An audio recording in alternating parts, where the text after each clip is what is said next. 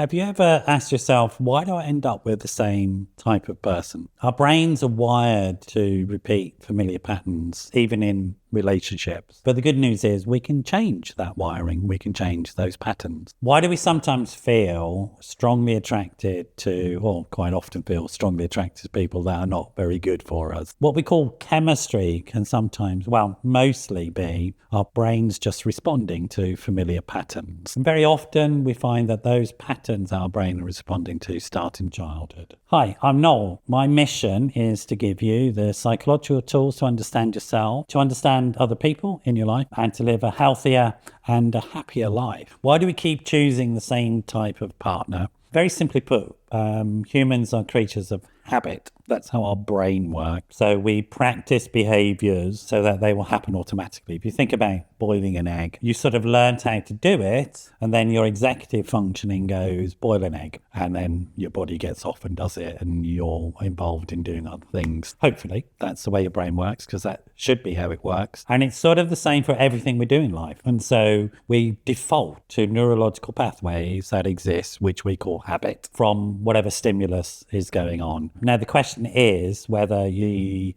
habits you have around your relationship are healthy and helpful to you, or they're not. If they're not, you're going to have to learn new habits, which involve being conscious about what's going on, practicing new thinking, new emotional responses and new behaviors until these new pathways are formed in the brain. And then you can have a different output for the same sort of input. So are our unhealthy habits in relationships chemistry or unresolved trauma? Well, unresolved trauma and chemistry are sort of the same thing, because we are biological sort of animals, and particularly neurobiological in this case. So the neurological symptoms are electrochemical processes within the body, which are bundled up into a bunch of experience in the brain and in the body, and then automated. So we're sort of both.